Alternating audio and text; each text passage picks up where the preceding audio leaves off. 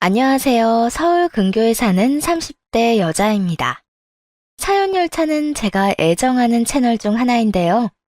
오늘은 제 사연을 말씀드리기 위해 채널을 찾았네요.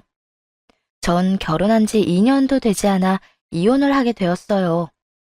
연애를 3년이나 했는데 결혼 생활은 그보다 짧은 2년 뿐이었죠. 짧다면 짧고 길다면 긴 그 시간 동안 무슨 일이 있었는지 한번 들어보실래요? 남편과는 회사에서 만난 사이였어요. 둘 다 같은 대기업에 다니고 있었는데 남편과는 다른 부서에서 일하고 있었죠. 남편이 먼저 관심을 보여 만나게 되었고 그렇게 결혼까지 하게 되었고요.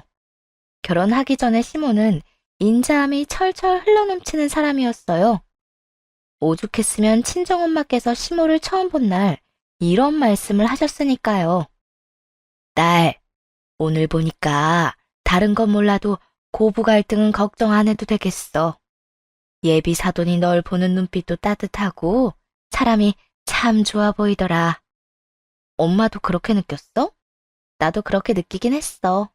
매번 볼 때마다 얼마나 잘 대해주시는지 몸둘 바를 모르겠다니까. 앞으로 살면서 네가 더 잘해드려. 그러면 되지. 어쨌든 엄마는 걱정 하나 덜었어. 아무래도 시어머니 자리가 걱정이었는데 오늘 보고 나니까 그 걱정이 싹 사라졌다니까. 이렇듯 여러 사람을 감쪽같이 속인 시모는 결혼과 동시에 완전히 다른 사람이 되어버리더군요. 여러 가지가 있지만 그중 첫 번째로 시모와 부딪히게 된 건 바로 시모의 아들 유세였어요. 시모는 저 또한 대기업에 다닌다는 것을 기억 속에서 지워버린 것인지 제 앞에서 대기업 다니는 아들 자랑을 쉴 새 없이 하더라고요. 우리 아들 다니는 회사가 얼마나 대단한 회사인지 너도 잘 알지? 인물 좋지, 키 크지, 성격 좋지. 거기에다 능력까지 되는 완벽한 내 아들 잘 보필하고 살아. 집에서 스트레스 줘서 괜히 회사 일에 지장 가는 일 없도록 하라니 말이야. 처음엔 그저 웃어 넘겼던 것 같아요. 갑자기 바뀌어버린 시모의 모습이 당황스러워 말문이 막혔다는 게 더 맞겠네요. 하지만 같은 말이 반복되고 시모의 유세와 간섭이 선을 넘어가기 시작하면서 더는 참을 수가 없는 지경이 되었죠. 너 요즘 우리 아들 밥은 제대로 챙겨 먹이는 거 맞니? 애 얼굴이 형편없는 것 같은데 살도 좀 빠진 것 같고 피부도 푸석한 게 밥도 제대로 못 얻어먹고 다니는 애 같잖아. 결혼하고 난 후 남편은 살이 5kg나 쪄서 보는 사람마다 보기 좋다고 한다는데 시모 눈에만 이상한 필터가 장착된 듯 괜한 트집을 잡더군요. 속에선 부글부글 끓었지만 최대한 그런 티를 내지 않으며 시모의 말에 반박하기 시작했죠. 잘 챙겨 먹이고 있어요. 반쪽이 되기는커녕 요즘 살쪄서 다이어트 할 거라고 하던데요. 하지만 시모가 생각한 대로 상황이 흘러가지 않을 때면 이번엔 다른 트집을 잡으며 모든 것을 제 탓으로 돌리곤 하더라고요. 다이어트? 그런 걸 왜 해, 몸 상하게? 집에서 하기 쉽고 살찌는 음식만 해주지 말고 몸에 좋은 건강한 식단으로 짜서 해 먹이거라. 그리고 혹시나 해서 하는 말인데 우리 아들 집안일 시킬 생각은 하지도 마라. 네? 집안일이요? 그래. 우리 아들 그 큰 회사 다니느라 힘든데 집에서까지 일 시키지 말란 말이야. 난 우리 아들 그딴 거 한 번도 시키지 않고 장가 보냈다. 그러니 너도 집안일 같은 거 시키지 말고 집에선 그저 잘 먹고 잘 쉴 수 있는 분위기를 만들어줘. 남편을 모시고 살려고 결혼한 것도 아니고 하물며 저 역시 같은 회사에서 뼈 빠지게 일하는 입장인데 저런 말을 들으니 화가 슬금슬금 올라오더라고요. 내 부모님을 존중하는 만큼 남편의 부모님도 존중하고 싶었는데 시모의 말과 행동은 이런 마음을 살며시 들여밟았죠. 어머님, 잊으셨나 본데 저 그이랑 같은 회사에서 만나 연애하고 결혼했어요. 저 집에서 노는 사람이 아니라 남편이랑 같은 곳에서 힘들게 일하는 사람이라고요. 안 잊었다. 내가 너도 대기업 다닌다고 해서 결혼 허락한 건데 그걸 잊었겠니? 지금 네가 너도 일하니까 힘들다. 이런 걸 어필하고 싶은 것 같은데, 남자가 회사 일하는 거랑 여자가 일하는 거랑 같니? 뭐든 일을 해도 남자가 힘든 일을 하고, 마음고생을 해도 남자가 더 고된 법이다. 이게 무슨 구시대적 발상인지 화가 나는 것보다도 황당하더군요. 시모는 팔짱까지 끼고는 저를 바라보고 있었고, 그 눈빛엔 너는 군말하지 말고 내 말에 순응이나 하면 된다 라는 의미가 내포되어 있는 듯 했죠. 며느리인 저를 남편의 새로운 보모쯤으로 생각하는 시모의 생각을 그때 깨부숴줘야 한다는 생각이 들었네요. 요즘엔 그렇지도 않아요, 어머님. 심지어 남편 부서보다 제가 일하는 부서가 일이 더 많아서 야근도 제가 더 많이 하다 보니 월급도 제가 더 많은걸요? 힘든 걸로 따지면 제가 더 많이 힘드니까 어머님 말씀대로 하자면 집안일은 제가 아니라 남편이 해야겠어요. 너 아까 내가 하는 말 뭐로 들었니? 우리 아들은 내가 손에 물 한 방울 안 묻히고 장가 보냈다니까. 에이, 어머님. 그런 걸로 따지면 저도 마찬가지예요. 저라고 친정에서 살림만 살다가 시집 왔겠어요? 딸인 저도 아들 못지않게 귀한 자식이라고요. 시집 온 여자가 귀해봤자 얼마나 귀하다고. 넌 이제 우리 집 사람이 됐고, 우리 집에선 아들이 집안일 한다는 건 있을 수 없는 일이니 내 뜻에 따르거라. 시모는 개거품까지 물며 저에게 무조건적인 복종을 요구하더군요. 시모도 시모였지만 이 와중에도 아무 말도 하지 않고 강 건너 불구경하듯 상황을 지켜보는 남편이 더 얄미웠네요. 여보, 가만히 있지만 말고 당신이 말해봐. 당신도 어머님 말씀처럼 내가 집안일 다 해야 한다고 생각해? 어? 갑자기 그런 걸 왜 나한테 물어? 상황을 해결해줘야 할 사람이 가장 당황스러울 저보다도 더 당황한 얼굴을 하곤 저런 말을 하더라고요. 원래도 우유부단한 구석이 조금은 있는 줄 알긴 했지만 그날은 우유부단한 것이 아니라 생각이 없는 것에 가까워 보였습니다. 당신이 당사자인데 당신한테 물어야지 누구한테 물어. 대답 한번 해봐. 일주일에 두세 번은 야근하느라 내가 당신보다 늦게 퇴근하는데 그래도 내가 집안일을 다 해야 한다고 생각하냐고. 남편이 망설이는 그 찰나의 순간에 남편만은 시모와는 다를 거라고 기대했는데 제가 너무 큰 기대를 한 모양이더군요. 우물쭈물 대답을 미루던 남편은 이렇게 대답하더라고요. 그게, 왜 그런 걸 나한테 물어, 사람 곤란하게. 그냥 두 사람이 알아서 합의 봐. 괜히 고부지간에 나누는 대화에 날 끼어들게 하지 말고. 누구보다 이 이야기의 주인공인 남편은 그 자리에서 곤란하다는 듯 난색을 보이며 선을 그었고 시모는 남편을 곤란하게 했다며 저를 또 쥐잡듯 잡기 시작했죠. 넌 그냥 알겠다. 앞으로도 잘하겠다. 대답만 하면 끝날 문제를 왜 이렇게 크게 만드니? 우리 아들 얼굴 곤란한 거 안 보이니? 괜한 말해서 우리 아들 난처하게 그만 만들고 앞으로 잘하겠다고 내 앞에서 똑바로 대답부터 하거라. 대기업에 다니는 멍청한 남편은 나몰라라 하고 시모는 헛소리로 저의 귀를 더럽히는데 이때껏 이 모습을 어떻게 숨기고 있었나 궁금해질 지경이었죠. 생각 같아선 다 엎어버리고 싶은 마음이었지만 차마 그렇게까지 못하겠더라고요. 그래서 최대한 감정은 내려놓되 앞으로의 시모의 뜻대로 움직일 일은 절대 없을 거라고 확실하게 말했죠. 어머님, 지금 남편을 곤란하게 만드는 건 제가 아니라 어머님이세요.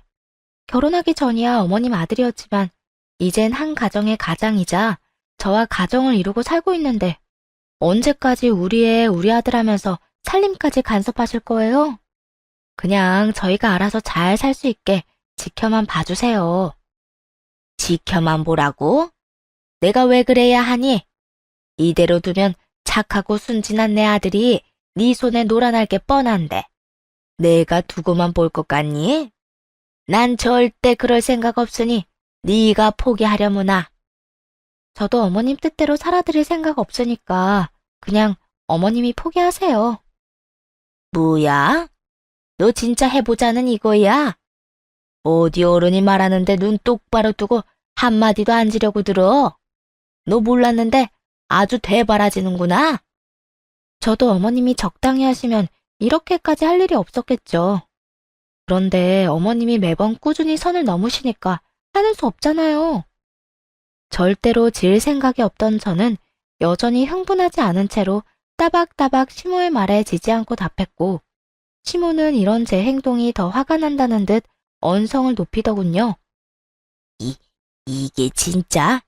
너 뭐 하는 짓이야? 나한테 이딴 식으로 굴면 앞으로 고달파지는 건 내가 아니라 너라는 걸 모르니? 어머님이 계속 이런 식으로 저 힘들게 하면 전 앞으로 시댁에 오지 않을 거예요. 만날 때마다 얼굴 붉히고 싫은 소리 듣게 되는 시댁에 누가 오고 싶겠어요? 너 지금 나한테 겁주니? 겁주는 게 아니라 그런 일 있기 전에 서로 조심하자 이거죠. 가족된 지 반년도 안 돼서 남보다 못한 사이로 지낼 순 없잖아요. 저도 제 할 도리는 하려고 노력할 테니까 어머님도 선 좀 잘 지켜주세요. 시모는 그제야 며느리가 본인 생각처럼 호락호락하지 않다는 걸 깨달은 듯 하더군요. 말을 더 해봤자 손해가 커지는 상황에 시모는 무건수행을 하고 있었고, 분위기가 심상치 않다고 느낀 남편은 저를 데리고 집으로 돌아왔고요. 집으로 돌아오는 내내 혼잣말로 구시렁거리던 남편은 집에 들어서자마자 폭발하듯 화를 내기 시작하더군요. 당신, 우리 엄마한테 그게 무슨 말버릇이야? 시댁에 가지 않는다니, 선을 지키라니. 해도 너무하잖아. 내 말 중에 틀린 말 있어? 입장 바꿔서 우리 엄마가 당신한테 내 딸이 잦은 야근으로 힘드니까 당신이 집안살림 다 하고 나는 집에서 손가락 하나 까딱하지 않게 하라고 하면 당신 기분은 좋겠어? 네, 알겠습니다. 하는 대답이 나오겠냐고. 기분은 좋지 않겠지만 당신처럼 그렇게 말하진 않았을 거야. 어른이잖아. 우리 엄마잖아. 굳이 그렇게까지 해야 했어? 굳이 그렇게까지 하게 어머님이 만드셨잖아. 내가 적당히 하고 넘어가려고 하는데도 끝까지 나 몰아붙이는 거 같이 봐놓고 왜 그래? 내가 그렇게 하는 게 싫었으면 당신이 나서서 나 좀 도와주지 그랬어. 내가 거기 어떻게 나서? 당신도 우리 엄마 성격 잘 알잖아. 말 한 번 잘했네. 당신 엄마 성격 잘 아니까 내가 거기서 확실하게 선 그은 거야. 그렇게 하지 않으면 앞으로 사는 내내 괴로울 것 같아서. 그러니까 더는 아무 말도 하지 마. 이 말에 수긍을 한 것인지 할 말이 없는 것인지 남편의 의중을 알 수는 없었지만 더 말을 보태진 않더군요.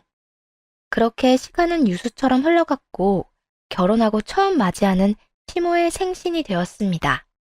그날 이후 더는 부딪히는 일이 없긴 했지만 여전히 마음에 앙금이 남아 시모에게 미운 마음이 남아있는 상황이었어요. 하지만 입버릇처럼 첫 생일상은 며느리가 직접 해주는 상을 받고 싶다고 했던 말을 도저히 무시할 순 없더라고요. 결국 전 미리 연차까지 쓰고 시모의 생일을 준비했고 당일날엔 시모의 형제들까지 와 정신을 빼놓더군요.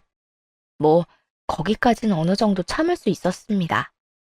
좋은 날이기도 했고 다른 분들은 선은 넘지 않는 분들이라 그냥저냥 좋은 게 좋은 거라고 생각하고 넘기려 했던 것이었죠. 그런데 시모가 또다시 선을 넘기 시작하더라고요. 부럽다 언니. 며느리가 이렇게 생일상도 다 차려주고 음식 솜씨도 얼마나 좋은지 다 맛있다니까. 정말 부럽다 부러워. 그러니까 누나는 자식 복도 있더니 며느리 복도 있네. 요즘엔 이렇게 손수 상 차려주는 며느리가 흔하지 않다고 하던데. 부럽다 누나. 부럽기는 무슨. 너희 생일 때도 우리 며느리한테 말해서 생일상 차려주라고 할 테니까 너무 부러워하지 마. 다음 달에 너 생일이지? 그때 우리 집에 와. 우리 며느리가 생일상 거하게 차려줄 테니까. 저는 그럴 생각도 전혀 없는데 시이모와 시외삼촌에게 호언장담을 하는 시모의 언행이 황당하더군요. 괜한 불똥이 튀기 전 자리를 피해버렸고 그저 그냥 한 말이겠거니 하며 그날 시모의 말을 잊고 지내고 있었어요. 그런데 10일이 지난 어느 날 시모에게서 연락이 오더라고요. 당연히 그날 일을 잊고 있었기에 아무런 생각도 없이 전화를 받았죠. 예, 너 며칠 뒤에 우리 집 와야 하는 거 잊지 않았지? 네? 며칠 뒤에 무슨 날인가요? 제 기억엔 아무 일 없는 걸로 아는데요. 넌 젊은 애가 무슨 정신이 그렇게나 없어? 며칠 뒤에 내 남동생 생일이라서 네가 생일상 차려주기로 했잖니. 여기까지만 해도 시모가 제정신이 아니구나 하는 생각이 강하게 들었는데 시모는 제 대답은 듣지도 않고는 시 외삼촌이 좋아하는 음식을 구체적으로 나열하기 시작하더라고요. 우리 동생은 잡채에 고기 넣는 거 안 좋아한다. 그렇다고 고기를 아예 넣지 말란 말은 아니고 고기를 넣긴 넣되 야채 위주로 하란 말이야. 하나하나 다 따로 볶아서 식감 다 살려. 그리고 내 생일날 했던 갈비찜 말이다. 이번엔 맵게 해. 내 남동생은 간장보다 매운 거 좋아하니까. 남편은 부모님이기에 그리고 어른이기에 될 수 있으면 잘 지내보려고 했는데 더는 그럴 필요가 없다는 생각이 들었네요. 하나를 주면 고마워하기는커녕 아무렇지도 않게 가진 것을 모두 내놓으라 할 사람이 시모라는 걸 깨달았으니까요. 제가 왜 시 외삼촌 생일상까지 차려야 하나요?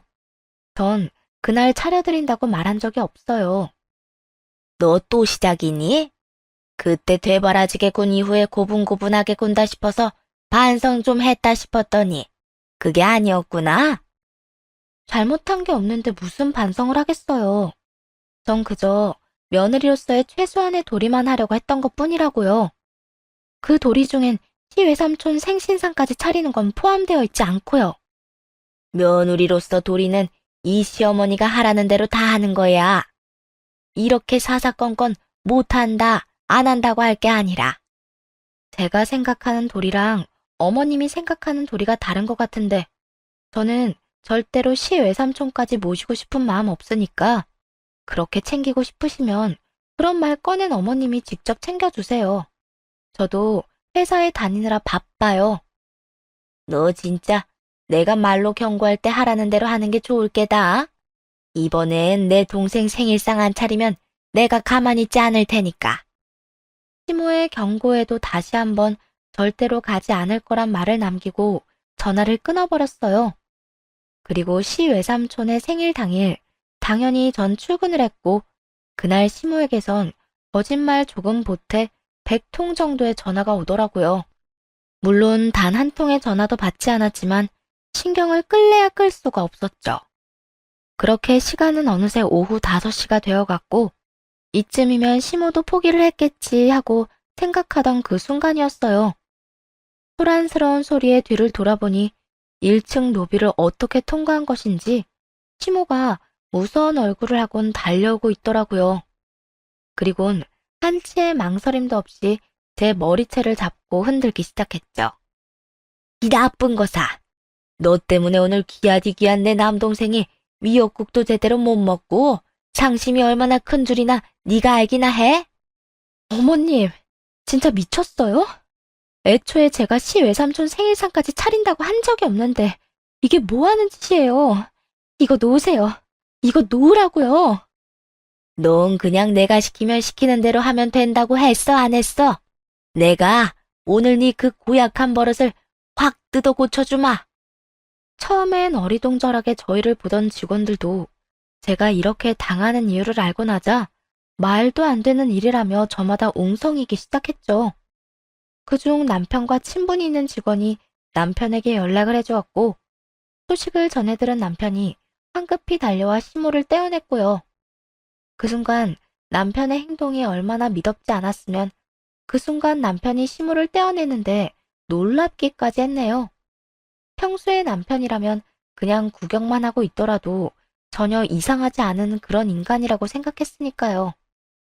시모는 남편을 보고도 여전히 씩씩거리며 화를 사귀지 못하고 있었고 남편은 화가 머리끝까지 난 것인지 시모에게 화를 다 내더라고요.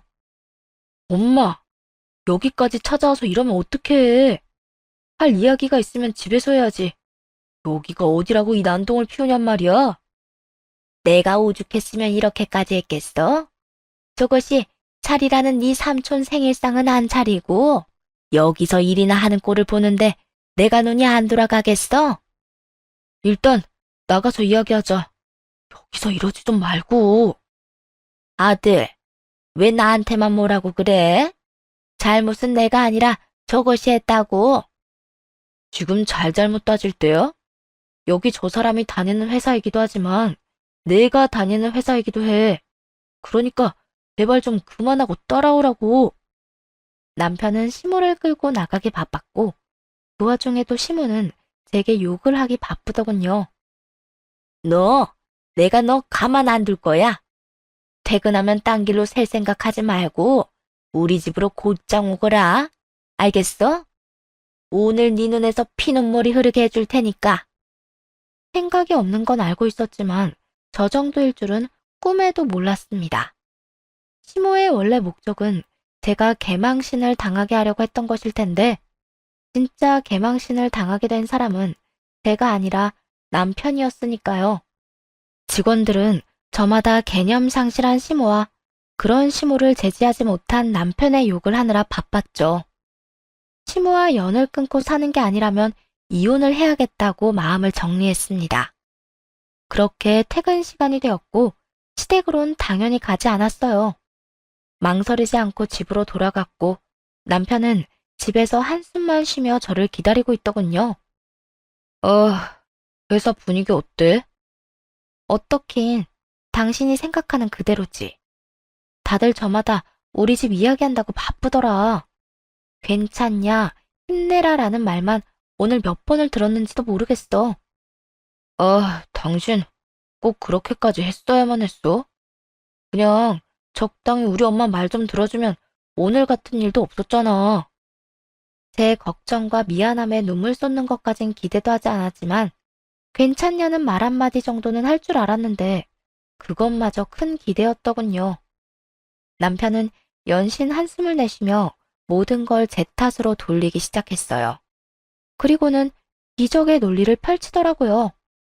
그러니까 지금 당신은 오늘 일이 일어난 게 다 내 탓이다. 이거네? 그렇잖아. 그까지 생신상 좀 차리는 게 뭐가 힘들다고. 그 하나를 못 해준다고 해서 오늘 이 일을 만들어? 난 분명히 못한다고 제대로 말했고 그 말을 무시한 건 어머님이야. 그러니까 핀잔을 해도 어머님께 하고 탓을 해도 어머님한테 해. 가만히 있다가 머리채까지 잡힌 나한테 이러지 말고. 내가 들어보니까 머리채 잡힐 만한 짓 했더구만 뭐.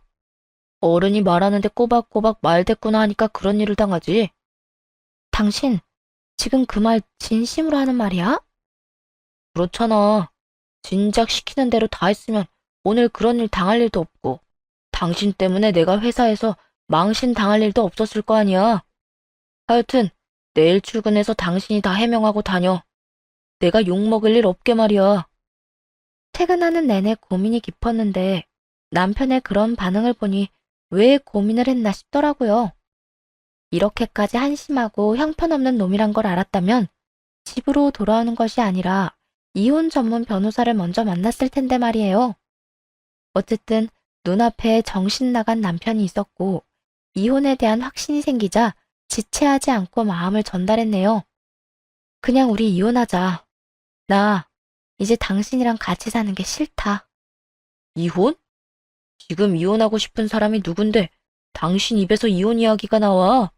아, 설마 지금 뒷감당이 안 돼서 이혼 이야기로 피해보려는 거야?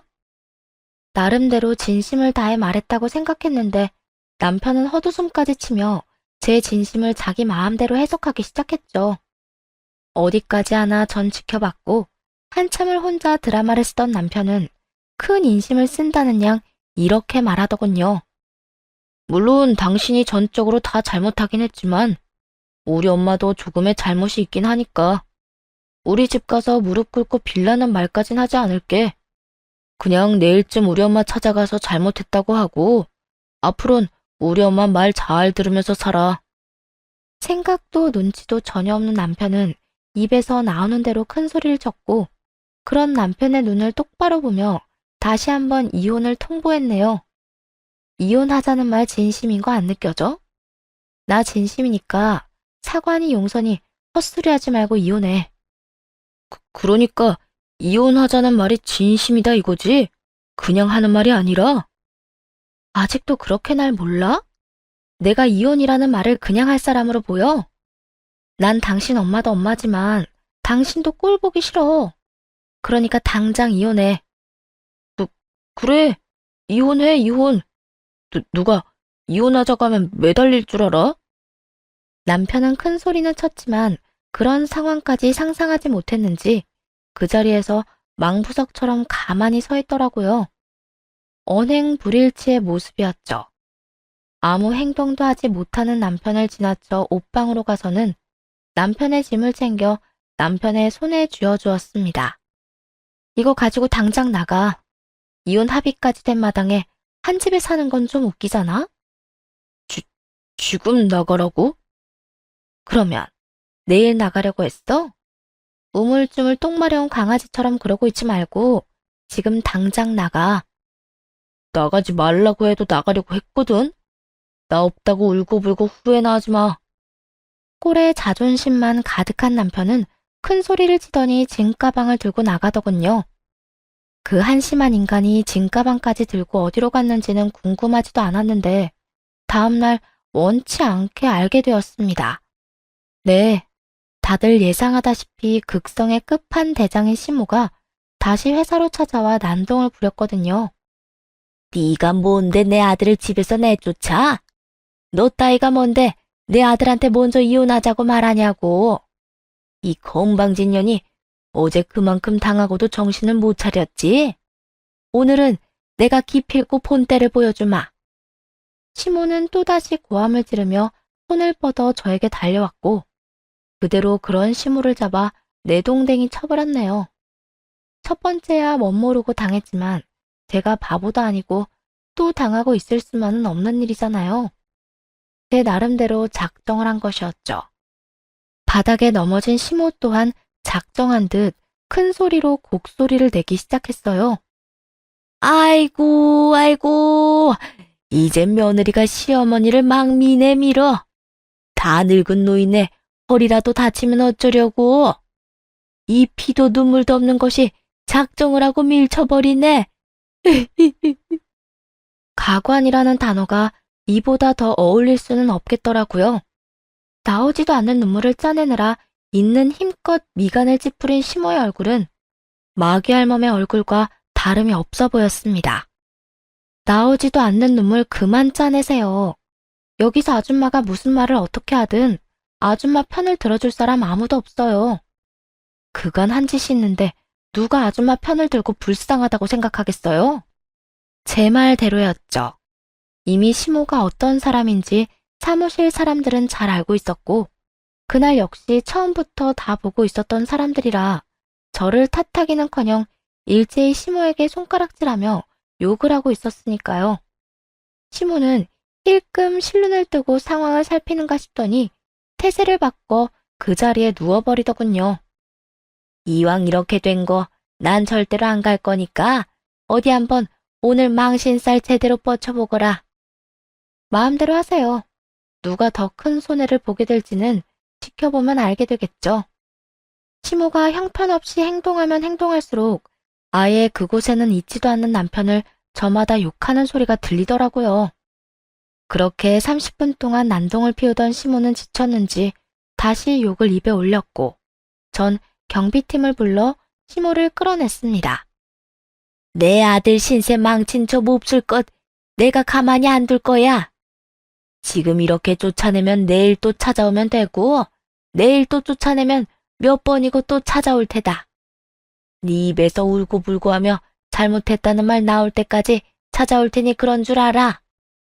시모는 끌려가는 내내 쉬지 않고 악담을 퍼붓더군요. 시모가 그렇게까지 굴어준 덕에 회사 내에는 무능한 남편과 극성 시모의 이야기로 뜨거워졌네요. 남편은 심리적으로 많이 위축된 상황이 되었고 그런 와중에 저와의 이혼까지 진행되었죠. 법원을 오가고 변호사까지 만나고 나서야 남편은 이혼이라는 것이 실감이 났는지 뒤늦게 싹싹 빌며 매달리더군요. 저에 대한 미련 때문이 아닌 자신의 평판을 위해서였죠. 최선을 다해 저를 설득하려 애쓰더라고요. 하지만 남편이 최선을 다하면 다할수록 저에게는 더 마이너스만 되는 상황이었고요. 여보, 이대로 진짜 이혼할 거야? 이혼하기로 합의 끝난 지가 언젠데 이제 와서 왜 이래? 당신 뭐라고 하든 이혼할 거니까 허튼 수작 부리지 말고 이혼이나 해. 이대로 이혼까지 당하면 내 꼴이 뭐가 돼? 그러지 말고 다시 한번 생각해봐. 나도 나지만 당신도 온 회사에 이혼녀라고 소문 다 나는 거라고. 당신은 어떨지 몰라도 시어머니한테 머리채까지 잡히고도 참고 사는 바보보단 이혼녀 되는 게 나한텐 더 나은 선택지라서 말이야. 그건 내가 우리 엄마한테 말해서 공개적으로 회사에서 사과하라고 할게. 그러면 되잖아. 그러니까 이혼만은 하지 말자. 결혼한 지 이제 1년 지났어. 연애는 3년이나 하고 이혼은 이렇게 빨리 하는 게 말이나 돼? 말이나 안 되긴 뭐가 말이 안 돼? 연애 3년, 결혼 1년 했으니까 너희 집 꼴도 제대로 봤고 네 본성도 알았어. 내가 더 이상 참고 살 이유 없어. 그러니까 이혼하자고. 언제는 시모는 잘못한 거 하나 없다고 우기더니 여러모로 자신이 불리한 상황이 되고서야 사과라는 말을 입에 올리더군요. 한때는 정말 사랑했던 남편의 밑바닥을 확인하는 그 순간 저 자신에게 화가 나는 기분이었어요. 이딴 인간을 사랑했다니 회의감 같은 것이 올라오며 더욱 차분해졌죠. 지금 내가 성급하다는 말을 하고 싶은가 본데 난 충분히 생각하고 내린 결정이야. 이런 결정이 나기 전에 충분히 당신한테 기회도 줬는데 그 기회를 차버린 건 다름 아닌 당신이었어. 마지막이라고 생각하고 다시 한번 기회를 줘. 내가 진짜 잘할게. 엄마한테도 다신 당신 괴롭히지 말라고 할게. 뭐든 당신이 하라는 대로 할 테니까 이번 한 번만 내 부탁 좀 들어주라. 어? 나 당신하고 이혼하면 더는 회사도 못 다녀. 남편은 끝까지 미안하다는 말은 하지 않더라고요. 그저 자기 걱정, 회사 걱정뿐이었습니다. 사실 얼마나 힘들게 들어온 회사라는 걸 누구보다 잘 알던 터라 내심 마음에 걸렸는데 저딴 식으로 나오니 제 마음도 차갑게 식으며 냉정을 유지할 수 있겠더군요. 당신은 끝까지 회사 걱정뿐이네. 그 걱정 많은 회사 얼굴에 철판 깔고 다녀. 이혼했다고 자르는 회사도 아니고 사람들 수군거림 정도야. 당신 엄마가 한 짓이 있는데 당신이 좀 참아야 하지 않겠어? 내가 그 모욕적인 상황을 어떻게 견뎌? 당신이 더 잘 알잖아. 나 그런 상황 제일 힘들어하는 거. 그건 당신 사정인데 왜 나한테 이래?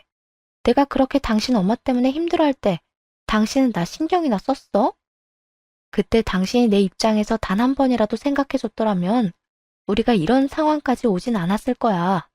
그러니까 당신이 만든 이 상황, 당신이 다 감당해. 당신 진짜 이렇게 모질게 굴 거야? 이혼을 하더라도 소문이 좀 잠잠해지면 해도 되는 거잖아. 최소한 밥벌이는 할 수 있게 해주고 이혼 이야기를 꺼내야지. 내가 방금도 말했지.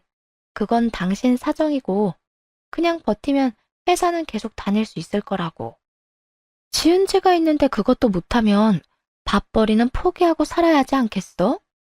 어쨌든 나는 이혼할 거니까 더는 사람 힘들게 그만해. 남편은 끝까지 자신의 입장 때문에 이혼만은 안 된다며 거부했지만 시모의 행동 그리고 그런 시모를 적극적으로 막지 않고 오히려 부추긴 남편의 행동으로 남편뿐만 아니라 시모에게도 위자료를 받고 이혼할 수 있었습니다. 이혼하고 난 후 이혼 소식마저도 빠르게 회사 내에 퍼지기 시작했어요. 입에서 입으로 전해지는 소문은 다 그러하듯 조금의 과장이 섞여 소문은 퍼졌고 그럴수록 전 남편의 평판은 바닥을 뚫고 지하까지 내려가더군요. 그렇게 2달을 간신히 버틴 전 남편은 회사를 그만두더라고요. 결혼하기 전엔 몰랐지만 원래가 그런 인간이었어요. 전 시모가 워낙 품 안의 자식처럼 키운 덕에 우유부단한 것도 있었지만 곤란한 상황에서 누군가가 나서 해결해주지 않으면 그 상황을 이겨내지 못하고 포기하는 그런 한심한 인간 말이에요. 입이 마르고 닳도록 자랑을 아끼지 않던 아들이 이혼도 당하고 회사도 그만둬버리자 전 시모는 얼굴도 못 들고 다니는 신세가 되었다고 하더군요. 저에게 했듯이 온 동네를 누비고 다니며 아들 자랑을 했으니 그 정도 망신은 어쩌면 당연한 결과였죠. 이런저런 이유로 통쾌한 하루하루를 보내고 있는데 연락이 오더라고요. 잘 지내니? 다름이 아니라 너희가 이혼한 이유를 알고 싶어서 전화했단다. 집사람이나 아들놈한테 듣긴 했지만 아무래도 너한테 들어야 정확한 이유를 알 것 같아서 말이다. 전 시모와 전 남편과는 달리 올바른 가치관을 가진 시부는 성격 차이라는 이혼 사유를 믿지 못하겠다며 이유를 물어왔고 있었던 사실 그대로 알려드렸습니다. 그게 어머님이랑 계속 의견 차이가 있었어요. 남편은 그 사이에서 중재를 하기는커녕 모른 척하고 있었고요. 부부 갈등만큼 힘든 게 없다고들 하지만 네가 그런 일로 이혼까지 결심할 아이는 아니라고 생각한다만 다른 이유가 또 있는 게지? 네, 처음엔 어머님이 살림에 관여를 하더라고요. 귀한 아들이니 저보고 집안 살림을 다 하라고 하기도 했고 전 남편 스트레스 받지 않게 잔소리도 하지 말라는 말도 자주 했고요. 중요한 말은 시작도 하지 않았는데 이미 화가 많이 나신 듯 어두운 목소리로 대답했어요. 그런 일이 있었단 말이지. 내 진작 없는 자식이라 생각하고 살라고 했거늘 기어이 아들 신세를 망쳐놨구먼.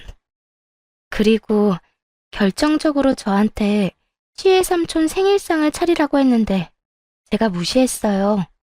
저는 못한다고 분명히 제 뜻을 전했는데 어머님께서 막무가내로 몰아붙이길래 저도 화가 좀 났었거든요. 뭐야? 이 옆에 내가 진짜 그딴 일까지 너한테 시켰단 말이야? 그래서 또 무슨 일이 있었던 거야? 그 여자 성격에 그냥 넘어갔을 리도 없고 분명 사고를 쳤을 텐데. 네. 전화가 100통쯤 왔는데 제가 다 무시하니까 회사로 찾아와서 제 머리채까지 잡더라고요. 남편은 그 와중에 저 때문에 자기가 망신당하게 생겼다고 제 탓을 하고요. 그래서 이혼까지 하게 됐어요. 몰랐던 사실을 듣고 황당하다는 듯 아무 말도 없더라고요. 아마 화가 많이 난 듯 했어요. 이윽고 전 시부는 치솟은 감정을 잘 추스렀는지 다정한 목소리로 이렇게 말했습니다. 그간 고생 많이 했어. 내가 진작 알았더라면 네가 그런 일까지 당하게 두고 보진 않았을 텐데. 어쨌든 내가 그 두 인간을 대신해서 사과하마. 미안했어. 아니에요. 진작 연락 못 드려서 저도 죄송해요. 네가 죄송할 게 뭐가 있어? 다 내 걱정해서 연락 안 한 거 내가 잘 알고 있는데.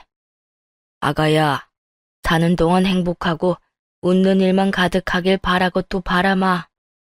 전 시부는 마지막까지 안녕을 빌어주고 전화를 끊더라고요. 그 후 전 시댁엔 한바탕 소동이 벌어졌다는 이야기가 들려왔어요. 우선 전 시모는 그날 바로 시부에게 카드도 뺏기고 집에서 쫓겨나 그렇게 아끼던 여동생의 집에서 신세를 지게 되었다고 합니다. 그나마 자신을 케어해주던 전 시모가 사라지자 전 남편은 재취업 준비도 하지 않고 생각이란 없는 놈처럼 집에서 빈둥거렸다고 하더군요. 그런 전 남편을 그냥 두고 볼 리 없는 전 시부는 전 남편마저 집에서 쫓아내버렸고 전 남편까지 전 시모와 함께 전 시이모의 집에서 빈둥대고 있다고 했네요. 전 시모는 여러모로 눈칫밥을 먹던 상황에서 아들까지 함께 곤란해지자 도저히 안 되겠다 싶었는지 저를 찾아오더군요. 평소에 제가 좋아하던 한우 세트까지 사서 말이에요. 아가, 잘 지냈니? 결혼 생활 내내 들어본 적 없던 호칭을 듣는데 온몸에 소름이 돋더군요. 그러면서 짜증이 확 치솟아 오르는데 그 순간만큼은 화가 주체가 되지 않아 저도 모르게 날카로운 반응이 나가게 되었죠. 아가는 무슨? 아줌마 며느리 자리 반납한 지가 언젠데 아가는 무슨 아가예요? 그래, 내가 생각이 또 짧았구나. 잘 지내지? 아, 이거 바꿔라. 네 생각이 나서 내가 사왔어. 전 시모는 결혼 전 저에게 보였던 그 가식 가득한 미소를 보이며 한우를 내밀었고 전 곧바로 그 한우를 밀어내며 차갑게 말했어요. 됐어요. 이런 거 먹고 체하면 약도 없을 텐데 그냥 제 돈으로 사 먹을게요. 그러지 말고 받으려무나. 내가 너 주려고 고르고 또 골라서 온 거야. 됐다니까요. 이딴 거 내밀지 말고 찾아온 이유나 빨리 말하고 가세요. 그게 그깟 고기보다 더 좋으니까. 전 시모는 그 말에 안간힘을 다해 화를 내지 않으려 참고 또 참는 것이 눈에 보이더군요. 평소에 전 시모였다면 욕을 해도 벌써 했을 텐데 그걸 참으며 애써 웃더라고요. 그래, 네가 그렇게 나오니 나도 본론만 하마. 다름이 아니라 우리 아들이랑 다시 재결합하는 건 어떠니? 우리 아들 반성 많이 하고 있단다. 회사를 그만두고 나가는 그 순간에도 저를 향한 원망의 눈빛을 감추지 않았던 그 전 남편이 반성이란 걸 하고 있다니 그 누구도 믿지 않을 그런 거짓말이었죠. 전 시모는 자신의 말에 제가 깊은 감동이라도 하길 바랬는지 눈을 반짝이며 저를 보더라고요. 그래서 그 눈빛에 화답하고자 한껏 비아냥대며 대답했네요. 반성? 그 인간이요? 이야, 그 인간이 반성이라는 것도 할 줄 알아요? 놀랍네요. 그럼 우리 아들이 반성을 얼마나 잘하는데 요즘엔 온종일 네 생각만 하면서 나 붙잡고 너한테 너무 미안하다고 이제라도 모든 걸 되돌리고 싶다는 말만 한다니까. 아, 그랬구나. 그렇게 미안하면 직접 와서 말하지. 왜 나이 많은 엄마를 이렇게 보냈을까요? 그게 너도 알다시피 애가 말주변도 없고 염치도 없어서 너한테 아무 말 못하고 있을 뿐이지. 마음만큼은 계속 반성하고 있었어. 염치 없다는 사람이 이혼하는 그 순간까지도 미안하다는 말 한마디가 없던걸요? 내가 무슨 바보도 아니고. 적당히 좀 하세요. 회사에서도 쫓겨나고 아버님한테도 쫓겨나 오갈 데도 없는 사람이랑 내가 미쳤다고 재결합을 하겠어요? 저를 찾아온 내내 안간힘을 쓰며 평정심을 유지하려고 애쓰던 시모는 저의 이 말에 모든 인내심이 바닥난 듯 비싼 한우를 바닥에 내팽개치며 고함을 지르기 시작했죠. 이 되바라진 년이 어른이 이렇게까지 숙이면 적당히 할 줄 알아야지. 어디 끝까지 사람을 우습게 만들어? 네가 그렇게 잘났어? 적어도 당신 아들보다는 잘났죠. 당신 아들은 저한테 이혼도 당하고 회사도 그만두고 오갈 데도 없어서 이모 집에서 눈칫밥이나 먹고 있는데 저는 그보다는 조금 더 나은 신세니까요. 위자료 덕분에 통장도 두둑하고요. 전 시모는 저와 몸싸움을 하며 배운 것이 없는지 또다시 그 비루한 손을 저에게 뻗더라고요. 손을 붙잡아 다시 한번 밀어야 하나 그냥 피해야 하나 고민하던 그 순간이었습니다. 전 시모는 자신이 던진 한우 세트를 밟고 미끄러져 넘어지더군요. 저에게 있어선 이혼하던 그때보다도 더 통쾌했던 역대급 순간이었네요. 괜히 찾아와서 본전도 못 찾은 전 시모는 돈이라도 뜯어내야겠다 싶었는지 황급히 저를 모함하기 시작했습니다. 너 지금 날 밀친 거니? 내가 아무리 밉다고 해도 다 늙은 노인을 이렇게 밀면 어떻게 하니? 아이고 허리야, 뼈가 나갔는지 움직일 수도 없구나. 이거 왜 이러세요? 혼자 흥분해서 난리 부리다가 혼자 넘어져 놓고선? 혼자 넘어지기는 네가 방금 날 밀었잖아. 병원비, 정신적 피해 보상금까지 다 받아낼 테니까 각오하고 있거라. 아이고 내 허리. 이러다 평생 휠체어 신세 져야 하는 건 아닌지 모르겠네. 하지만 전시모가 찾아온 곳은 다른 곳도 아닌 제 집이었고 이 모든 것은 현관문 앞에서 일어난 일이었기에 모든 장면이 CCTV에 녹화되고 있었죠. 이 모든 사실을 꿈에도 모르는 전시모는 있는 힘껏 피해자인 척 연기를 하고 있었고, 그런 시모에게 비웃음을 날려주며 말했습니다. 요즘 아파트가 그렇게 호락호락하지 않아요, 아줌마. 허리 아프다는데 그게 무슨 말이야? 요즘 아파트에는 CCTV가 참 많아요. 물론 여기도 다 찍고 있고요. 이 말이 무슨 뜻이냐면 아줌마 혼자 생쇼하다가 넘어진 것도 다 찍혔다는 말인데 제가 그 녹화본 가지고 본갈 협박죄로 신고도 가능하다는 말이죠. 그간 한 번 뱉은 말은 무조건 지켰던 저였기에 경찰서 이야기가 나오자 전 시무는 제법 겁을 먹은 듯 하더군요. 꼼짝도 못하겠다고 우는 소리를 하던 전 시무는 어느새 벌떡 일어나 애절한 눈빛으로 이렇게 말하더군요. 뭐야? 너 지금 날 경찰서에 신고라도 하겠다. 이 말이야?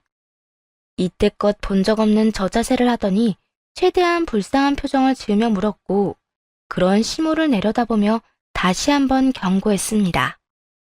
계속 이런 식으로 저 괴롭히면 그깟 신고 못할 것도 없죠. 그러니까 다신 저 찾아오지 마세요. 피차 얼굴 보는 일 없이 잊고 살자고요. 그래. 알겠어. 2번 다시 찾아오지 않을 테니 경찰에 신고하지는 말아다오. 알겠으니까 얼른 돌아가세요. 지금 이렇게 보고 있는 것도 상당히 불편하니까. 전 시모는 황급히 자리를 피하는가 싶더니 다시 돌아와서는 바닥에 떨어진 한우를 허겁지겁 챙기더군요. 온갖 있는 척은 다 하고 다니더니 돈이 궁하긴 궁한 모양이었어요. 그렇게 아들 신세 제대로 망쳐놓은 전 시모는 백수가 되어버린 아들을 저에게 떠넘기지도 못하고 짐덩이 아들을 고스란히 떠안고 살게 되었습니다. 누굴 탓할 것도 없고 다 자업자득인 셈이었죠. 그 후 전 시댁과의 인연은 완전히 끊어졌고 한동안 제 이야기는 회사 내에 큰 이슈거리가 되었어요. 많은 시간이 지난 지금은 언제 그랬냐는 듯 잊혔고 저는 조용히 지내고 있습니다. 그 사이 전 부서 이동을 하게 되었고 새로운 부서에서 잘 지내고 있어요. 무엇보다 좋은 소식은 저에게 남자친구가 생겼다는 것이랍니다. 저보다는 4살 많은 사람으로 책임감도 있고 부드러운 사람이에요. 절 많이 좋아해준다는 것이 가장 큰 장점인 남자친구는 추위를 많이 타는 만큼 더위도 많이 타는 저를 위해 여름엔 시원한 음료수와 손선풍기를, 겨울엔 따뜻한 핫팩과 목도리를 항상 준비해서 다니는 남자입니다. 이혼을 결심하고 실천에 옮겼을 때까지만 해도 이런 행복은 제 인생에 2번 다시 없을 거라 생각했는데 열심히 살다 보니 이런 날이 다시 찾아왔네요. 지금 그 어느 때보다 행복한 만큼 이 순간이 오랫동안 지속될 수 있도록 열심히 노력해 보려고 합니다. 한 사람의 노력으론 관계가 지속될 수 없음을 누구보다 잘 알고 있기에 저를 위해 한없이 희생하고 노력해주는 그 사람을 위해 저도 노력하려고요. 이로써 제 사연은 끝이 났습니다. 긴 이야기 함께 해주신 분들께 감사한 마음 전하며 이만 물러가 보도록 할게요. 다들 감기 조심하세요.